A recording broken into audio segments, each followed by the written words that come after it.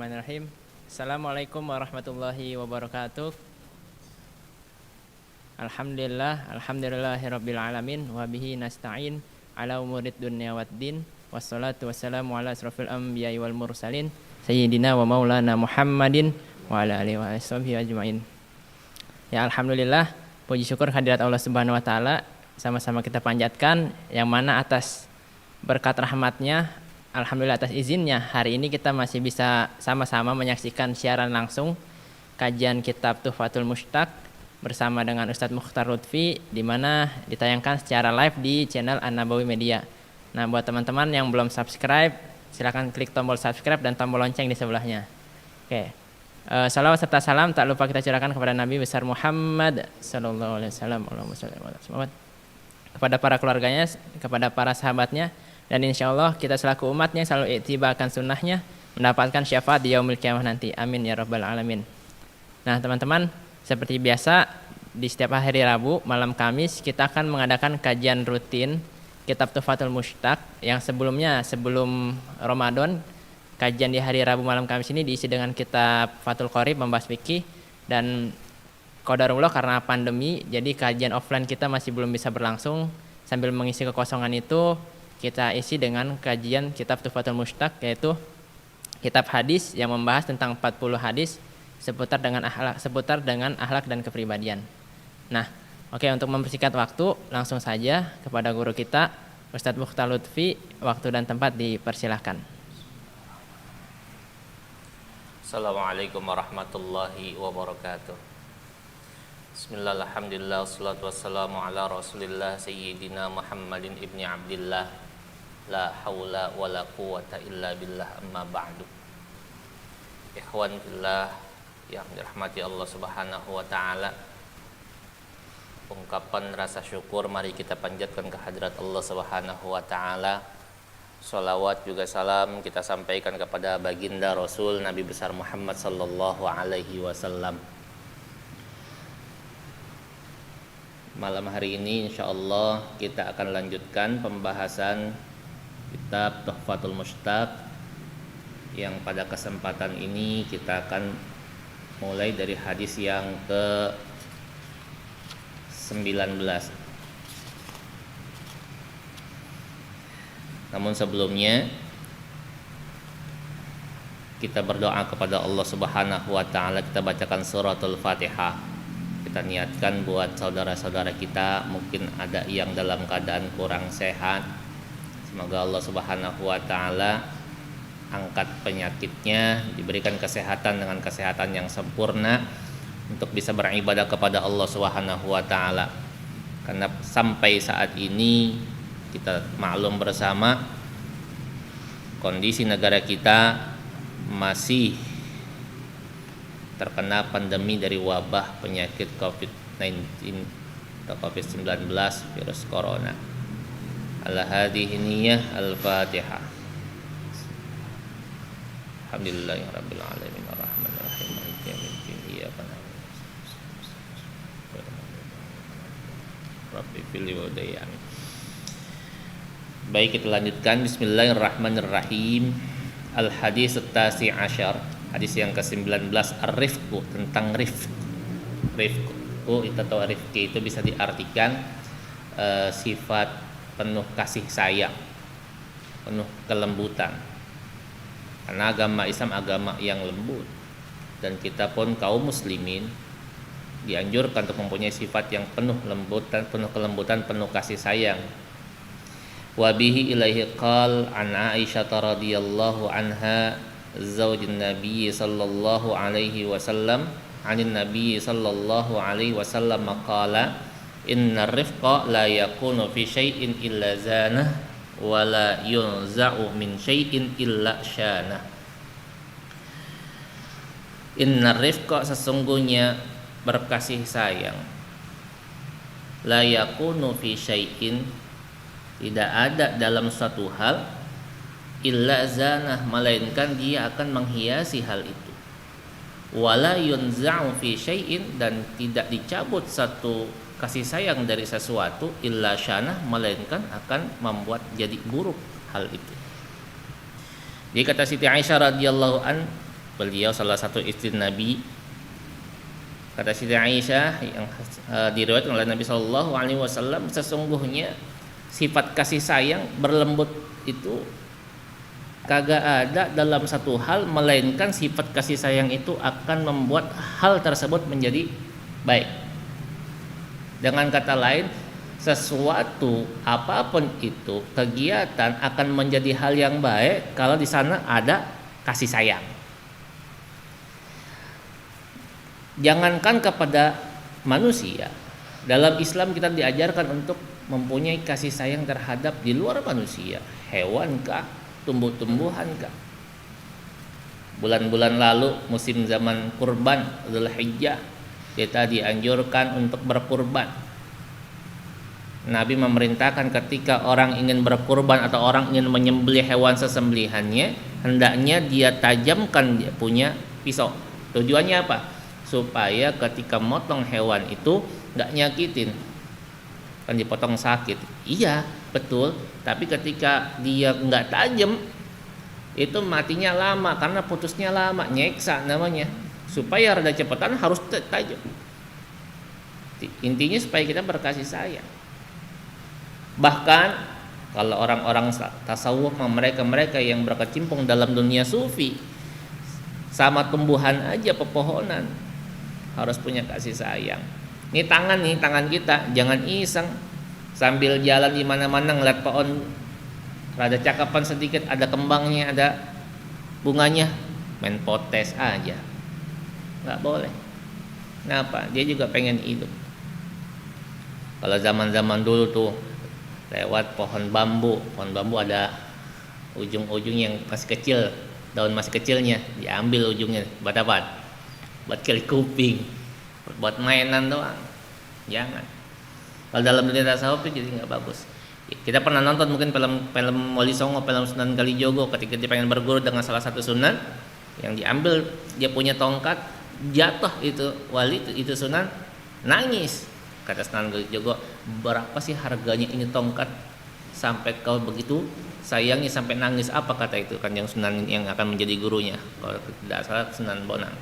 Dia bilang, saya bukan menangisi tongkatnya, tapi yang saya tangisi ini rumput yang tercabut dari tanah, yang harusnya dia masih berzikir, gara-gara saya jatuh kecabut, dia jadi mati nggak berzikir. Segitu punya kasih sayang terhadap sesama makhluk, lebih-lebih sesama manusia. Yang namanya kasih sayang kita nggak lihat berdasarkan agama. Cukuplah hati nurani yang menilai kalau kita pengen tahu orang punya kasih sayang atau enggak. Kayak kemarin heboh rame-rame kita lihat, misalnya kasus di Uighur, Cina, ada kaum minoritas muslim yang didiskreditkan, yang mereka terkesan benar-benar disiksa oleh mayoritas. Misalnya nggak perlu kita nilai, oh itu muslim, enggak, dari nurani saja orang akan bilang, wah ini orang-orang nggak punya peri kemanusiaan yang menyiksa. Nggak perlu kita tanya agamanya siapa. Untuk berbicara masalah kasih sayang itu harus kita terapkan kepada siapapun. Tadi terhadap hewan aja kita kudu atau kita harus berkasih sayang, terlebih sesama manusia. Kemarin si Ali Jaber kita tahu ditusuk pakai pisau. Jangan ada celutukan-celutukan, wah dia orang mana, Islamnya bagaimana. Kita nggak pikirin yang kayak begitu, karena tindakan nusuknya aja udah kagak bener. Siapapun yang ditusuk, jangan ditanya, oh dia manhajnya apa, Islamnya Islam apa. Kita nggak pikirin yang itu. Tindakan orang yang nusuk beliau udah nggak bagus. Jadi ketika ada perbuatan yang di sana ada kasih sayang, maka perbuatan itu kan menjadi baik, akan dihiasi dengan kasih sayang itu. Orang tua merawat anaknya, kalau penuh kasih sayang akan menjadi hal yang baik. Orang punya piaraan, punya burung kah, punya kucing kah, kalau dia punya kasih sayang, dia rawat, dia kasih makan, wayangnya mandi dia mandiin, dia bersihin, dia punya kasih sayang, rapi, terhias dia punya kegiatannya. Tapi kalau dia nggak punya kasih sayang, itu burung yang dipiara sampai bebrekan mulu. Wah katanya bagus suaranya, melengking. Apa bahasanya? Gacor. Padahal bukan gacor, gara-gara lapar nggak dikasih makan. Ya itu yang miara burung, yang pada demen-demen burung. Katanya mau biar bagus, jangan dikasih makan. Bukannya bagus suaranya itu mah, tapi gara-gara dia lapar, nyeksa. Kalau nyeksa dosa kita. Wala yanza'u min syai'in illa sana, dan kagak dicabut perbuatan berhati lembut atau berkasih sayang itu illa syana fi syai'in, dalam satu hal illa syana, melainkan itu akan membuat perbuatan itu menjadi jelek. Ya, kebalikan yang tadi. Kalau ada orang merawat sesuatu, dia nggak punya kasih sayang di sana, akan rusak. Apapun lah itu. Seorang guru ketika dia mengajar harus punya sifat rifq, punya sifat berkasih sayang, harus lemah lembut terhadap muridnya. Ya kalau dia nggak punya kasih sayang, yang ngajar muridnya salah sedikit, dia sentil, salahnya banyak, dia jewer, banyakkan lagi, dia tendang. Tapi kalau kita kan punya kasih sayang, punya sifat rifq, insya Allah tidak seperti itu. Nabi Muhammad sallallahu alaihi wasallam ketika beliau berdakwah itu dengan penuh kelembutan, enggak dengan langsung kekerasan. Makanya banyak sekali kaum kafir pada saat itu di luar agama Islam yang banyak memeluk agama Islam karena kelembutan Nabi Muhammad sallallahu alaihi wasallam. Bukan sesamanya saja, bukan sesama muslim saja atau saudaranya, di luar agama Islam pun Nabi Muhammad bahkan sampai kepada musuhnya Nabi masih sifat lembut, punya kasih sayang. Al-haditsul 'ashrun, hadis yang ke-20. Berarti sudah separuh ini kitabnya. An Jarir radhiyallahu an Nabi sallallahu alaihi wasallam qala, dari Jarir bin Abdullah dari Nabi sallallahu alaihi wasallam qala, beliau bersabda, may yahramir rifqu yahramil khair. Orang yang diharamkan, orang yang enggak diberi kasih sayang, enggak diberi sifat penyayang, kata Allah, kata Nabi, maaf, yahramir khair, maka dia akan dijauhkan, diharamkan dari kebaikan. Nauzubillah. Sama dengan hal yang tadi. Maka nanti di belakang man la yarham, orang yang kagak mengasihi orang lain, dia enggak bakal disayangi. Intinya mah kalau kita pengen dibaikin sama orang, kita kudu baik sama orang. Kalau kagak mau dicubit, jangan nyubit. Kalau kagak mau disebut gila, jangan gila. Lagi musim ya, tadi alhamdulillah saya berangkat dikawal, menusuk orang gila. Kalau bukan gila mah nggak bakal nusuk ya. Kata kasino aja Indro yang suka ngertiin orang panggil gila Indro. Apalagi nusuk ustad, gila kagak? Gila banget itu orang. Walaupun secara ininya sadar, tapi karena dia punya kegiatan kayak gitu, masya Allah, lah ustad ya tusuk. Dulu kagak ada kayak begitu ya. Gara-gara heboh berita itu, di rumah sampai nyari golok. Menusuk bukan, mau belah kelapa. Hadis yang ke-21, hadis al-hadi al-ishrun, hadis yang ke-21, al-hilmu, sifat hilim. Hilim bisa diartikan penyantun, penyabar. An Ibnu Abbas radhiyallahu anhuma, dari Abdullah bin Abbas radhiyallahu anhuma qala Rasulullah sallallahu alaihi wasallam, bersabda atau berkata Rasul sallallahu alaihi wasallam al-Ashaj, kepada sahabat yang namanya Ashaj Abdul Qais. Apa kata Nabi? Inna fika khaslataini yuhibbuhumallah. Di dalam dirimu, sesungguhnya dalam dirimu, kata Nabi, khaslataini, ada dua hal, yuhibbuhumallah, yang Allah suka. Apa? Al-hilmu wal anatu, sifat hilim dan anat. Apa hilim? Hilim bisa kalau situ mungkin di PDF saya artikan sabar ya, atau hilim itu penyantun, punya sifat penyantun, berbelas kasih terhadap sesama. Wal ana, enggak tergesa-gesa. Apa bahasa Indonesia enggak tergesa-gesa apa? Enggak buru-buru, sama di dia juga. Lawannya tergesa-gesa, buru-buru tergesa-gesa. Hah? Kalau lambat melambat namanya. Hah? Ya anah, bahasa Arab begitu tuh. Bahasa Arab ada sur'ah, ada ajlah. Sur'ah cepat, segera, ajlah tergesa-gesa. Anah nggak tergesa-gesa. Apa nggak tergesa-gesa? Ya pokoknya itu nggak tergesa-gesa. Dia nggak cepat-cepat. Allah suka kepada dua hal ini dalam sifat kita, penyantun terhadap sesama, karena Allah pun Ar-Rahman Ar-Rahim. Allah punya sifat Maha Pengasih, Maha Penyayang. Kita pun mempunyai sifat itu yang diwarisi oleh Allah Subhanahu wa taala, penyantun terhadap sesama. Itu sudah pasti. Tadi sudah dibahas yang sebelumnya sama dengan Arifku. Yang kedua, anah. Enggak buru-buru, enggak tergesa-gesa. Di sini di bawah dikatakan al-anatu at-tasabbutu wa tarkul ajlah. Tasabbut pasti, perlahan tapi pasti, kagak buru-buru. Di riwayat yang lain dikatakan at-ta'anni minallah wal ajlah minasyaitan. Ta'anni enggak buru-buru atau ana itu dari Allah. Tapi ajlah, buru-buru, tergesa-gesa, itu datangnya dari setan. Kita pakai kerjaan yang mana yang kita ambil? Akhlak yang mana yang kita kerjain? Jangan tergesa-gesa dalam segala hal. Karena memang kalau orang buru-buru, tergesa-gesa, ada aja hal yang gak bagusnya. Coba dah. Kalau pengen belajar hal yang cakep dari gak buru-buru, belajar sama akhwat, belajar sama emak-emak dalam menawar. Betapa anahnya di sana. Enggak buru-buru. Coba kalau kita belanja barang buru-buru. Ini berapa bang? 50.000. 20.000 ya? Enggak. 30? Enggak. 40? Enggak. Ya udah 40 lah. Kita yang bayarkan 40. Coba kalau emak-emak. Berapa bang? 50. 20 ya? Enggak. 20 dah. Enggak. 25? Enggak. 25. Kalau enggak saya tinggal nih. Saya tinggal nih. Sabar enggak? Ngomongnya saya tinggal tapi masih berdiri. Tuh emak-emak tuh. Enggak buru-buru, kita enggak tergesa-gesa dalam mengambil keputusan, karena ketika kita tergesa-gesa dalam mengambil keputusan, rusak.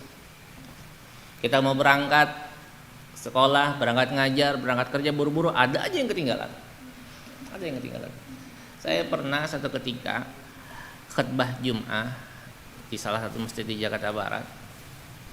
Karena saya waktu itu tugas masih di Jakarta Timur, kebetulan di hari yang sama, di hari Jumat sekitar jam 2 saya harus mengisi tausiah di PT Antam kalau tidak salah saat itu. Tapi Jumatnya saya di Jakarta Barat, kan jauh banget dari Jakarta Barat ke Jakarta Timur. Jumat waktu itu agak siang, waktu zuhurnya agak siang. Andai kata saya selesai bisa jam 1 lewat selesai salat Jumat, ya berangkat ke sana bisa lewat sampai sananya. Nah, memang kebiasaan di masjid itu khutbah nggak lama-lama. Saya khutbah nggak lama, wirid pun nggak lama. Cuma ukuran kiai ternyata bacaan saya ketika wirid cepat. Selesai saya salat, salam sama kiai, apa kata kiai? Masya Allah Ustaz, at-ta'anni minallah wal ajlah minasyaitan. Kiai langsung ngomong begitu. Buru-buru dari setan. Kalau nyantai itu dari Allah. Langsung deg saya, apa yang salah gue ya? Oh ternyata tadi wiridnya katanya kecepatan. Itu naik mobil, sudah niat kenceng, niat kenceng. Benar depan saya kecelakaan, langsung saya pelan. Ingat kata Kiai tadi, jangan buru-buru. Jangan buru-buru. Kerjaan dari siapa tuh buru-buru? Dari setan. Coba dah.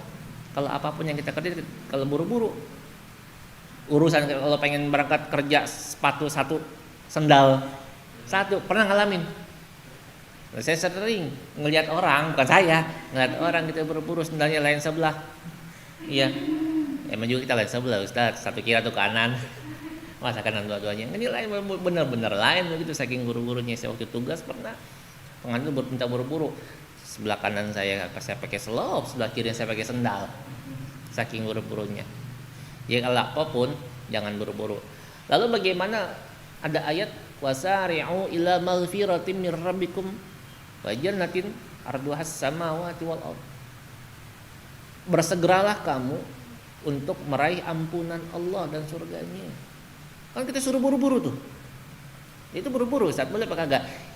Dalam suatu hal yang udah pasti, udah hak kebaikannya, itu boleh kita buru-buru. Misal, kita tahu orang-orang sholat pada waktunya, itu bagus. Kita kerjakan buru-buru, itu boleh. Ini pengen disuruh sholat, sholat, bentar, nggak boleh buru-buru. Katanya kalau buru-buru kerjaan, salah itu mah. Ngerjain soal ujian dikasih waktu 60 menit. Ini anak kerjain santai aja, tanya gurunya. Ente kenapa santai banget? Waktu mau habis. Kalau buru-buru dari setan. Itu bedain lambat dengan enggak buru-buru. Beda ya. Sama kayak pelit dan irit. Pelit sama irit beda tipis. Ente ngapa sih? Amal sedekah ini banget kurang. Ente lagi ngirit. Lu ngirit apa pelit? Barangnya ada nggak ngasih, namanya pelit. Kalau emang pas-pasan nggak ngasih, diirit-irit, ngirit namanya. Barangnya ada nggak ngasih, pelit. Sama-sama nggak ngasih, mana beda tipis. Sama kayak kita ngaji, antara males sama capek, beda tipis kan. Kita mau berangkat kajian nih, apalagi kemarin tuh 2 hari 3 hari hujannya luar biasa pada maghrib. Berangkatnya malas nggak? Kita baru pulang kerja, lagi lelah-lelahnya. Aduh, bilangnya apa? Aduh, saya capek banget dah. Bukan capek. Beda tipis antara capek dengan malas. Ya kadang-kadang benar-benar capek ada, Tapi kadang-kadang begitu kita. Dia orang-orang saya. Kalau kita nggak lawan-lawan tuh hindari setan. Masya Allah, berat. Jadi kita biasain 2 hal yang Allah sukain apa?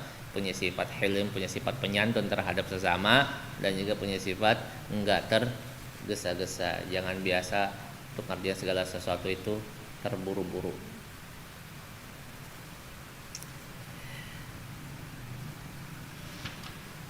Al-hadis as-sani wal ishrun, hadis yang ke-22, ar-rahmah.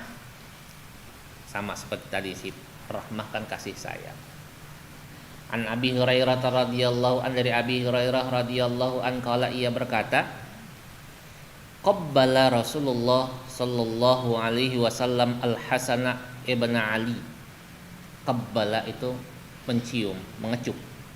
Ya suaranya kalau ngecup. Tuh, mencium. Kalau Syam nyium pakai hidung, qabbala mengecup. Mengecup Rasulullah sallallahu alaihi wasallam al-Hasan ibn Ali terhadap Hasan bin Ali. Wa indahu al-Aqra ibnu Habis at-Tamimi jalisan, wa indahu di sisinya al-Aqra, ada Aqra bin Habis at-Tamimi jalisan, lagi duduk. Jadi Nabi nyium Hasan bin Ali, cucunya. Di sebelahnya Hasan bin Ali ada Aqra bin Habis lagi duduk. Faqala al-Aqra ngomong, apa kata dia? Inna li 'asharatan minal waladi ma qabbaltu minhum ahadan. Inna, sesungguhnya li aku asyaratan punya 10 minal waladi anak, maka qabbaltu minhum ahadan, tidaklah qabbaltu aku cium minhum di antara mereka ahadan seorang pun. Tadi ya Rasul, saya kata Aqra punya 10 anak, barang itu juga gak ada yang saya cium. Kata dia tuh, lah ini ngapa nyium gitu sampai dikecup itu anak Hasan bin Ali. Fanadhar ilaihi Rasulullah, Nabi ngelihat. Kalau diajak ngomong di situ ada Aqra misalnya, Nabi ngecup Hasan, Aqra ngomong, Rasul saya punya anak 10, gak gitu-gitu amat sampai dikecup. Nabi ingat itu. Apa kata Nabi? Man la yarham la yurham. Orang yang kagak punya kasih sayang gak bakal disayangin. Masya Allah. Jadi ketika nyium anak itu merupakan satu sifat kasih sayang. Tapi jangan disalahgunain. Ada orang mencium aja, ini tanda sayang. Salah, ini terhadap yang mahram. Bahkan kalau kita baca hadis yang lain, ada hadis musalsal. Ketika orang belajar hadis itu biasanya ada hadis yang diberikan oleh gurunya yang salahnya sampai ke Rasul sallallahu alaihi wasallam. Saya dapat ini hadis juga dari berbagai macam sanad, dari Habib Ahmad bin Abbar al-Habsyi, dan terakhir kemarin dari Kiai Ahmad Syarifuddin, yang kata Nabi sallallahu alaihi wasallam, Ar-Rahimun yarhamuhumur Rahman. Orang yang punya kasih sayang, orang yang senang menyayangi orang lain, yarhamuhumur Rahman, Allah akan menyayangi dia. Irhamu ma fil ard yarhamukum ma fis sama. Sayangilah orang-orang yang ada di muka bumi, nanti makhluk yang di langit pun akan menyayangi kamu. Masya Allah. Jadi kalau orang punya sifat kasih sayang terhadap sesama, bukan cuma manusia yang di bumi yang sayang sama kita, yang di langit siapa? Malaikat. Allah Subhanahu wa taala pun memberikan rahmatnya kepada orang yang punya kasih sayang terhadap sesamanya. Ya Nabi mengecup, diajarin dikebal ya, mencium, mengecup kayak orang kalau ya sering-sering kalau saya lihat ada pengantin cium tangan atau orang lebaran cium tangan, bukan dicium, jangan diikutin tuh, ditaruh di jidat, ditaruh di pipi. Cium orang tangan orang Pak, dikasih tangannya orang tua, ngapain begini? Ngecek corona, panas kagak di jidat, cium gitu, dikecup, taruh di pipi begitu. Jangan ngikutin sinetron. Nabi ngajarinya cium tangannya, dikecup. Suami istri baru nikah suruh cium tangan, dikasih tempelin ke jidat. Ya Allah. Saya suka rada ngomel saya kalau ngeliat kayak begitu. Kan bukan disuruh nempelin, bukan suruh nyeruduk. Kalau pakai jidat ngapain? Nyium apa nyeruduk? Nyeruduk. Orang suruh minimal nyium. Taruhlah bukan ngecup pakai mulut, pakai nyium kan pakai hidung. Ada makanan, tolong dicium itu masih enak apa kagak, wangi apa kagak. Nyiumnya pakai apa? Hidung. Coba tuh makanan cium enak apa kagak, wangi apa kagak, pakai jidat begitu. Ini kagak. Ya Allah. Anak sekarang jangan diikutin ya. Jadi kalau kita tanda sayang sama anak, sama keluarga, mencium itu tanda kita punya kasih sayang. Bahkan ketika Nabi Muhammad SAW salah seorang anaknya yang bernama Ibrahim dari Maria Al-Qibtiyah meninggal, Nabi nangis. Sahabat nanya, kalau nggak salah Abdurrahman bin Auf nanya, iya Rasul, ente nangis? Apa kata Nabi? Ini air mata merupakan tanda rahmah, punya rasa sayang, nggak dilarang. Karena memang ada riwayat yang lain Nabi bilang ngelarang orang nangis ketika ada orang yang meninggal. Dijelaskan di situ, nangis yang dilarang itu bukan nangis meneteskan air mata yang tanda kita sayang. Yang nggak boleh itu nangis meraung-raung. Tahu nangis meraung-raung? Nangisnya terkesan kita nggak ikhlas terhadap orang yang meninggal.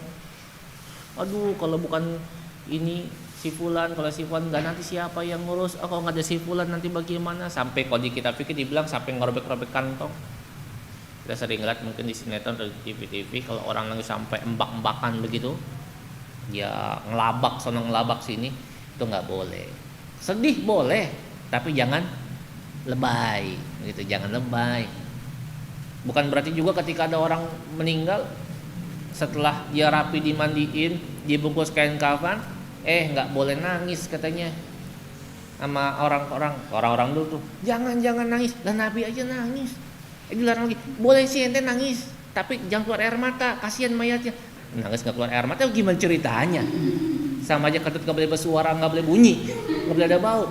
Ente boleh kentut, tapi jangan bunyi, jangan keluar bau. Gimana di perut ngebelebek? Jangan nangis. Boleh sih nangis, jangan netes air mata. Itu tanda kita sayang. Nanti kasihan si mayitnya. Kalau kita nangis yang ngeraung-ngeraung, iya mayitnya kasihan. Tapi kalau cuma sekedar kita bukti kita sedih, orang yang nggak nangis ya nggak punya kasih sayang. Ya orang bakalan nanya. Ada misalnya ada orang tua, masya Allah, anaknya meninggal, dia ketawa-tawa. Yang kayak gini baru disebut orang gila. Bukan yang nusuk ustad, kan begitu bukan? Iman la yurham, orang yang nggak punya rasa kasih sayang, dia nggak bakalan dikasih sayangnya oleh Allah Subhanahu Wa Taala, apalagi juga sama manusia, itu udah pasti ya. Al hadis salisu wal ishrun, hadis yang ke-23. An Abdullah ibni Amr radhiyallahu an qala qila li Rasulullah sallallahu alaihi wasallam ayyun nasi afdal. Dari Abdullah bin Amr, ia berkata, ditanya Rasul sallallahu alaihi wasallam, ayyun nasi afdal, manusia yang mana yang paling utama?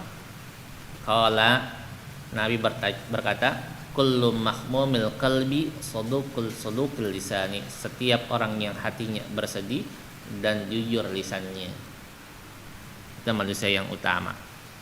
Kalau para sahabat bertanya, sadukul lisan na'rifuhu, kalau urusan orang yang jujur mah kami paham ya Rasul.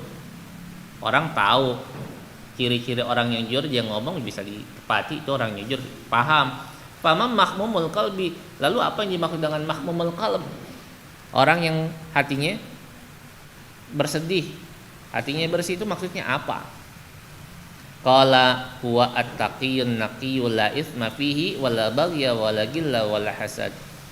Yang disebut mahmumul qalb apa? At-taqiyyun naqi, orang yang bertakwa, yang bersih hatinya. Kita di awal bahas tuh tentang takwa. Orang yang bertakwa itu orang yang utama.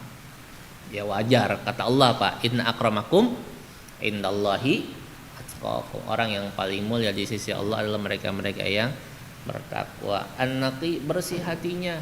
Bersih bagaimana? La itsma fi, enggak ada dosa di sana, wala baghyan, enggak ada pembangkangan, wala gilla. Gila kalau kita artikan ada gulul itu nilep atau pendengkian. Wala hasada, enggak ada punya sifat hasad, dengki. Apa hasad? Dengki itu apa? Sama enggak sama iri? Iri sama hasad sama tak? Sama dengki? Beda. Kalau sekedar iri, kita pengen sama kayak orang. Ada orang si A punya sesuatu, B pengen punya sama seperti A, itu namanya iri. Tapi kalau hasad lebih parah. Si A punya sesuatu, si B pengen punya sama kayak punya si A, tapi kalau bisa yang ada di si A hilang atau pindah ke si B, ini namanya hasad. Susah ngeliat orang seneng ngeliat orang susah, itu orang hasad. Jadi kalau orang yang nggak punya sifat hasad, itu orang yang utama. Ada orang rada kayaan sedikit, sama-sama driver online misalnya, ngojek, ngegrab, yang keluarnya sama-sama jam 7, pulang sama-sama jam 5. Kok banyakan dia si A misalnya, banyakan apa namanya, customernya banyakan si A, si B dikit banget. Kata si B, wah pakai tuyulnya orang. Tuyul itu apa namanya? GPS fake GPS, padahal kagak.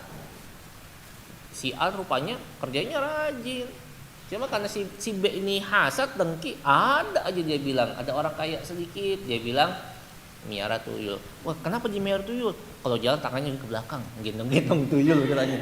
Kan kagak mesti orang tangannya ke belakang, itu kebanyakan nonton film itu mah.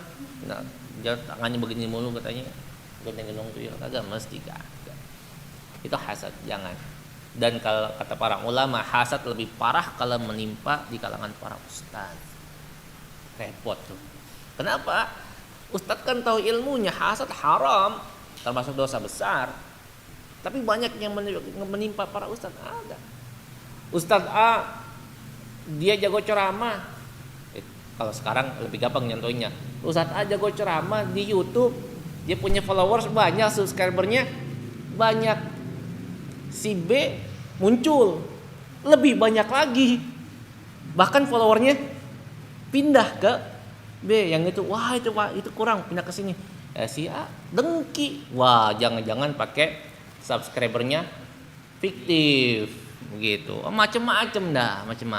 Dulu sering kayak begitu. Pesantren ini muncul, wah santrinya banyak, ya ini kok sedikit, wah jangan ribut. Kiai ini ceramah, zaman dulu tuh belum ada online seperti sekarang. Kiai A ceramah, jamaahnya banyak. Kiai B jamaahnya sedikit.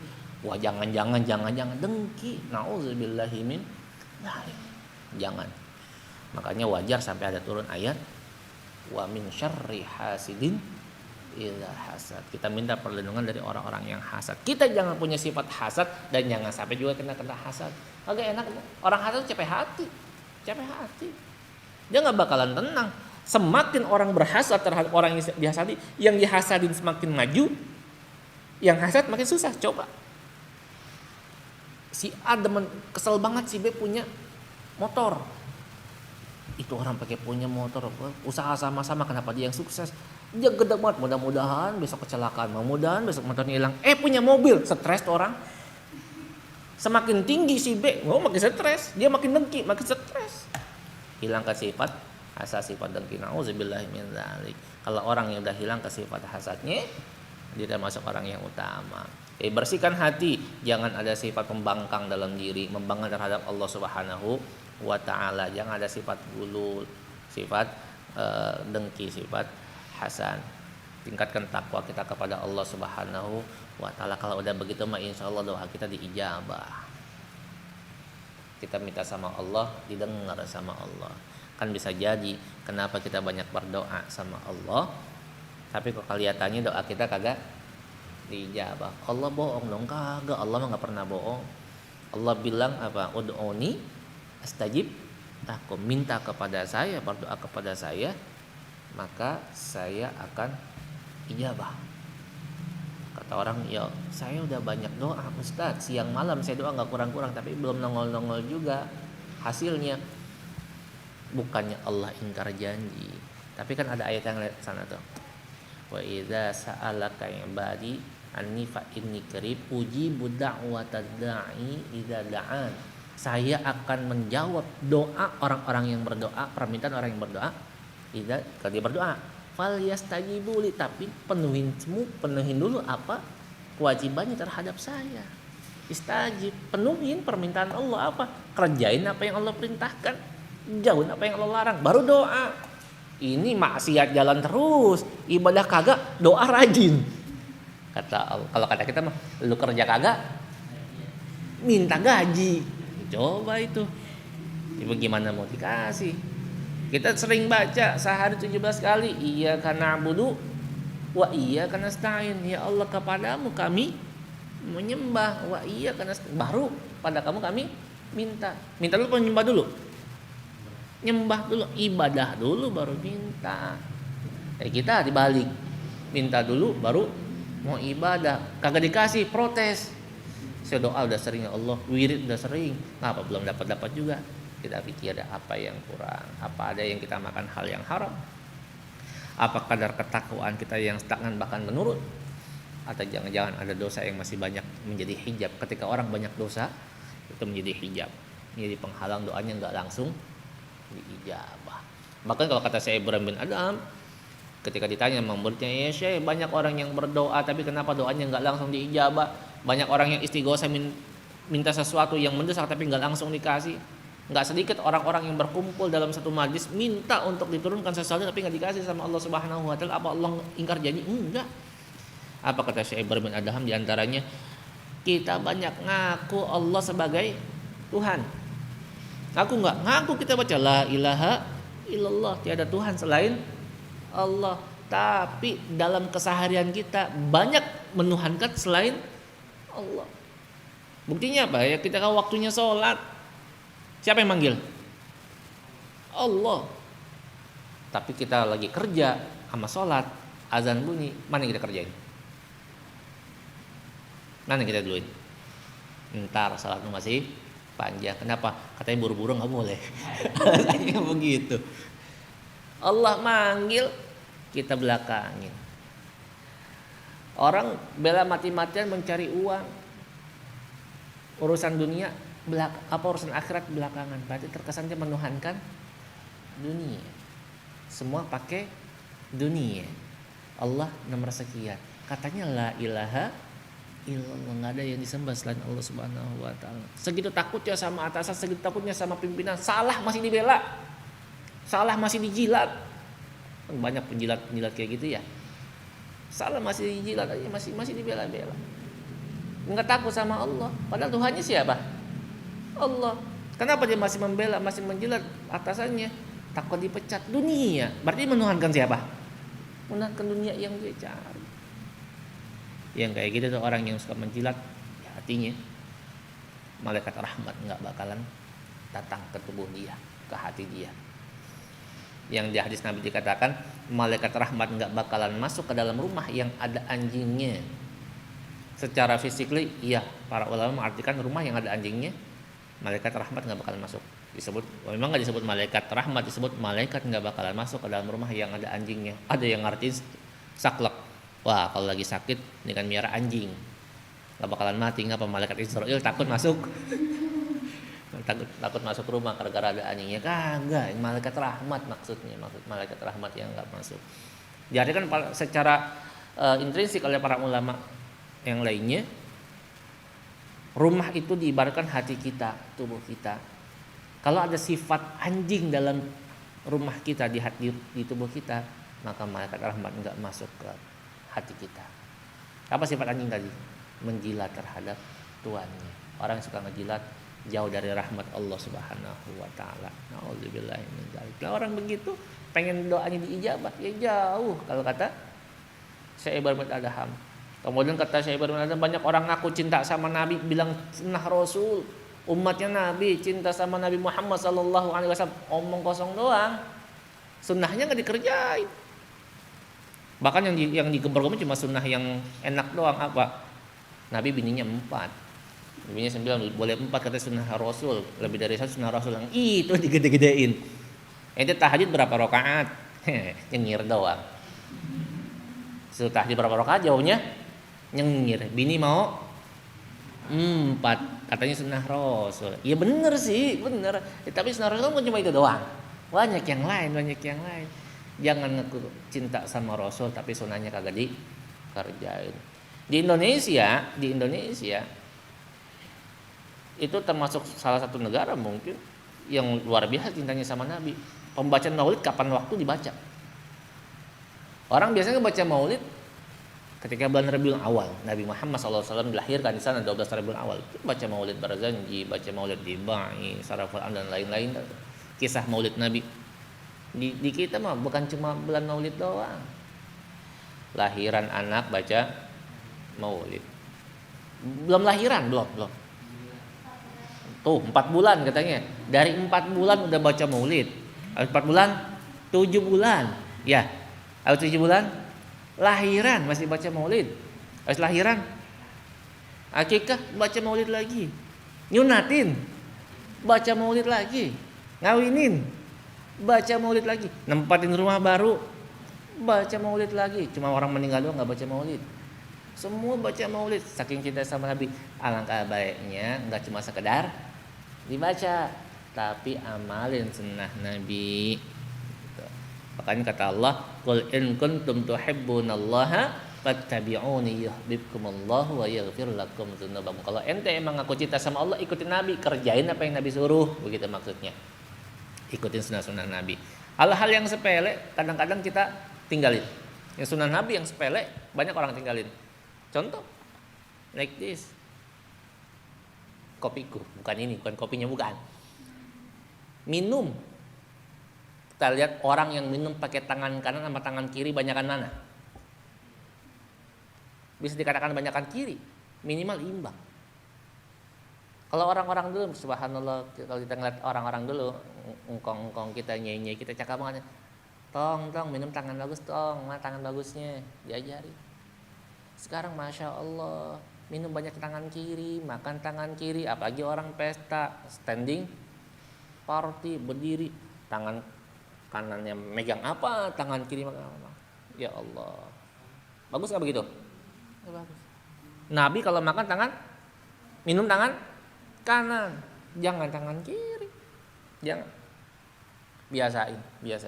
Kalau ada orang minum tangan kiri, tegur. Saya sempat kalau ada teman saya minum tangan kiri, saya tegur, emang tangan kanannya sakit? Boleh ke tangan kiri? Boleh. Kalau tangan kanannya sakit, yang minum tangan kiri itu setan. Itu yang disebut setan. Nabi ngajarin kita tangan kanan. Bagaimana doa kita mau diijabah? Sunnah Nabi yang kecil kayak begitu aja kita kerjain. Dia minum tangan kanan. Setelah tangan kanan saya kotor karena makannya pakai tangan. Boleh tangan kiri, boleh pegang tangan. Ini jangan buat minum. Yang ngedorong yang mana? Kanan kita tuh. Tangan diangkat gitu. Jadi jangan tangan kiri, harus tangan kanan seperti ini nih. Ini contoh. Nggak tahu kok di situ kelihatan gambar tangan kiri tangan kanan. Kita pakai mirror. Tangan kanan. Kalau emang kita ngaku cinta sama Rasul, kerjain sunnah Rasul. Pakai sendal, Duluan kalau make apa yang kita duluin? Kaki kanan. Kalau ngelepas kiri. Masuk masjid, keluar masjid. Kalau keluar masjid pengen pakai sendal.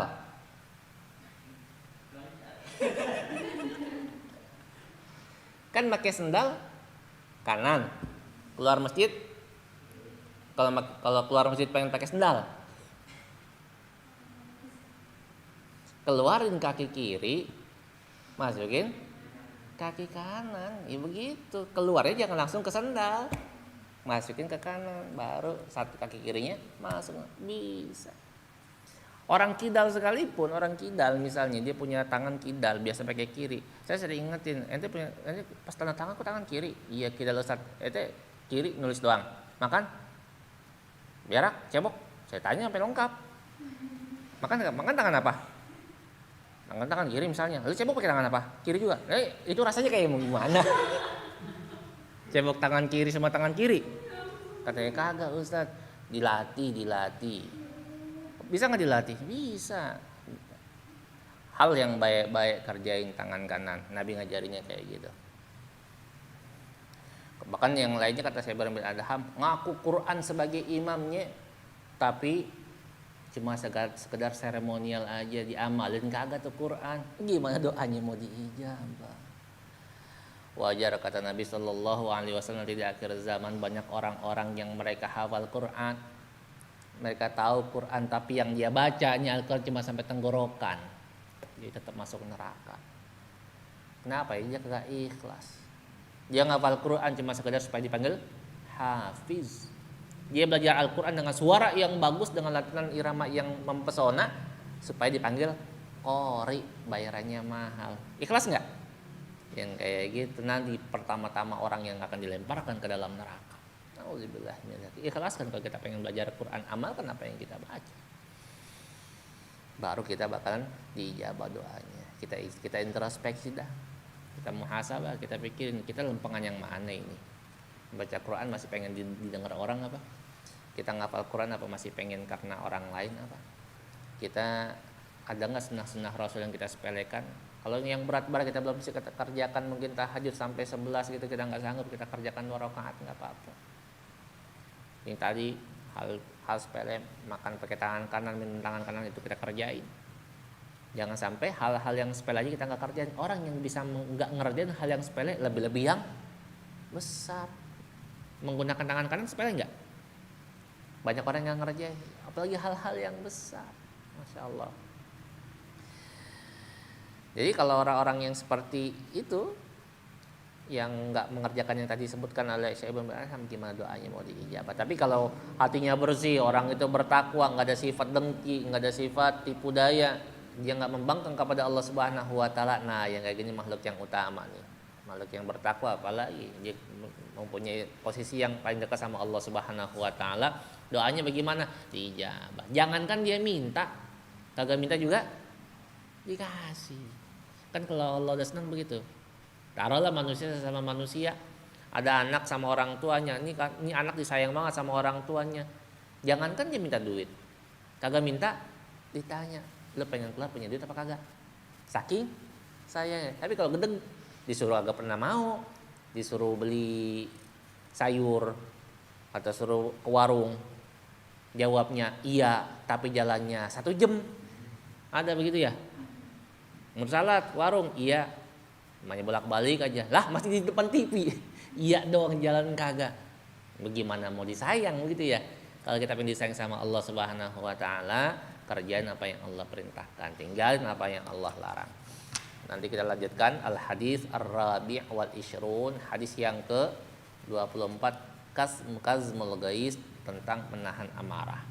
Kita nggak langsung bisa melepaskan emosi kita terhadap hal-hal yang kita nggak suka. Model kayak kemarin kasus penusukan Ustaz, kita jangan langsung tergesa-gesa memvonis ini orang gila misalnya. Kita juga jangan tergesa-gesa langsung bergerak ke Lampung semua, kita sweeping orang-orang gila, kan kagak juga.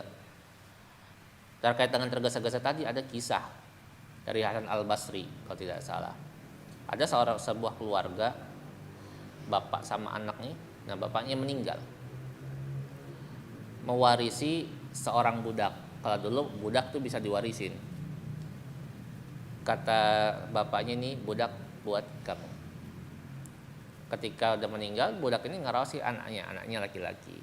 Saking senengnya karena dia terlalu dekat, dia pengen nikah dengan itu budak. Boleh nggak dinikahin? Boleh, dipakai aja, boleh pagi dinikahin. Dia nikah tuh. Dia ngomong, suatu ketika dia ngomong sama istrinya itu, yang budak yang udah jadi istrinya, dia ngomong, saya pengen nuntut ilmu, tolong siapin perbekalan saya pengen belajar ilmu agama. Dipersiapkanlah, terus dia ngadepin pengen ketemu sama orang alim, dia ketemu sama ulama, apa kalau kata bahasa kita mah kiai, saya pengen belajar, saya pengen ngaji gitu. Apa kata kiai? Entar-entarannya, tunggu sabar. Saya pengen banget belajar. Udah, ittaqillah wastabir wasbiru, takwalah kamu kepada Allah, wala tasta'jil, jangan buru-buru, wasbiru, dan sabar. Pesannya begitu, takwa kepada Allah, jangan buru-buru, sabar. Saya pengen banget ngaji, ya udah tenang, entar-entaran ya. Takwa kepada Allah, sabar, jangan buru-buru, pulang dulu. Disuruhnya begitu tuh. Dia pulang dari tempat kiai ke rumahnya, dia lihat ada laki-laki yang tidur di samping bininya. Bininya kan budak tadi yang dinikahin. Ada laki-laki yang tidur samping bininya. Wah, luar biasa. Panas tuh, naik pitam dia. Bawaannya pengen ngebunuh aja. Selingkuh nih perempuan, dia pengen bagel. Pengen cari pedang. Dia ambil pedang. Ketika dia ambil pedang, mau balik, dia ingat pesan gurunya yang tadi kiai, ittaqillah wa tasta'jil wasbiru, takwa kepada Allah, jangan gegabah, jangan buru-buru, sabar.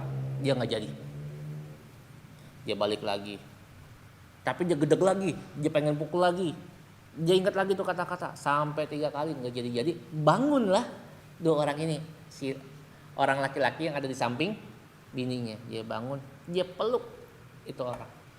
Ditanya, apa yang ente lakuin ketika tadi ngelihat saya tidur sama bini ente bolak-balik? Apa dia bilang? Saya dapat ilmu. Ilmu apa? Ilmu sabar. Dan tadi saya pengen mengaji nggak jadi, kenapa? Saya ingat pesan guru tadi, pesan kiai tadi. Rupanya apa? Si laki-laki yang tidur di sebelah perempuan tadi siapa? Saudara kandungnya. Coba main bacok aja, orang lagi tidur. Dosa nggak yang bacok? Karena buru-buru kan? Enggak. Apa bahasa kita, nggak klarifikasi lagi, tanya dulu, sabar.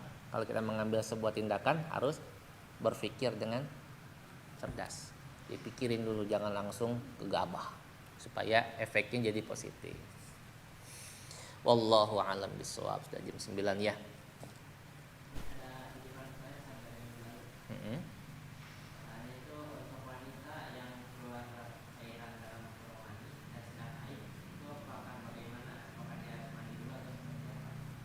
Kenapa? Ini untuk wanita yang keluar cairan mani dan sedang haid, itu bagaimana? Apakah dia harus mandi dulu atau seperti apa? Wanita yang keluar mani. Iya. Maksudnya lagi haid. Wanita keluar mani. Wanita lagi haid. Keluar mani. Gimana ceritanya itu? Wanita haid keluar, emang bisa nggak perempuan keluar mani? Bisa nggak? Bisa. Kita udah bahas di Fathul Qorib. Sesuatu yang keluar dari alat kelamin, mohon maaf, yang bisa buat laki dan perempuan diantaranya adalah mani. Lazimnya biasanya laki-laki, perempuan kadang-kadang keluar. Cuma jarang banget, perempuan bisa keluar tuh jarang. Kalau itu keluar ya wajib mandi gitu. Ini apa muskil. Dia mandi cuma sekedar menghilangkan kewajiban dia karena dia keluar maninya, tapi tetap dia hadas karena masih haid. Apa nih tuh? Maka saya pikir ini apa, mani suaminya keluar lagi, tapi lagi haid kan nggak mungkin, haram. Ketika istrinya dalam keadaan haid berhubungan badan, halal haram. Yang udah nikah, siapa udah nikah? Umur salat doang, mereka belum. Jadi haram kan? Haram. Jadi kalau itu nggak mungkin dia keluar. Dia mandi sekadar mandi. Deh. Cukup ya. Ini sudah malam, ntar kalau malam-malam ntar kita pulang dijegat sama orang gila gimana? Masya Allah. Kita doain guru-guru kita ya, kiai-kiai kita, ustadz-ustadz kita, para habaib, para ulama. Mudah-mudahan Allah berikan kesehatan, diberikan penjagaan luar dalam, zahir dan batin dari gangguan-gangguan mereka manusia-manusia jahat, baik sadar ataupun gila atau biangnya gila. Mudah-mudahan mereka yang gila cepat-cepat sadar dah. Jangan sampai kena azab Allah Subhanahu wa taala karena dagingnya para ulama beracun. Masya Allah, apalagi hafiz. Masya Allah. Saya ingat waktu saya hafal Quran dulu, tahadzuts bin ni'mah. Saya dipesan sama salah seorang kiai, hati-hati ente ya, mulut ente jangan ucap macam-macam. Kenapa emang orang hafal Quran katanya ucapannya beracun. Masya Allah. Dulu ketika saya masih di Pondok Nafa, pulang sekolah itu naik angkot mikrolet, ugal-ugalan sampai jatuh saya di dalam. Ngucap kita keselnya luar biasa. Mudah-mudahan sih bukan gara-gara itu. Kesel pas saya turun bayar, udah kata-katanya nggak ngenakin dah. Jangan ngomel-ngomel ngeluarin kebun binatang segala macem. Pas sendiri kan kalau supir-supir angkot, pas turun sumpahin tabrakan. Nggak lama ada bener berita tabrakan. Ya mudah-mudahan sih bukan gara-gara itu. Mudah-mudahan bukan gara-gara itu. Jangan sampai kita nyakitin para ulama ya. Kalau perlu kita sokong mereka, kita bantu mereka dalam berdakwah. Karena kata Allah Subhanahu wa taala, yang hanya takut kepada Allah siapa? Para ulama. Al-ulama warasatul anbiya, mereka pewaris para nabi. Kalau nggak ada mereka nanti kita bagaimana cara belajar ilmu agama ya Allah ya. Mudah-mudahan guru-guru kita pada sehat semua. Allah berikan keselamatan lahir dan batin. Kita cukupkan sampai sini, insyaallah minggu depan kita lanjutkan hadis yang ke-24. Wassallallahu ala sayyidina Muhammadin wa ala alihi wa sahbihi wasallam. Alhamdulillahirabbil alamin. Assalamualaikum warahmatullahi wabarakatuh.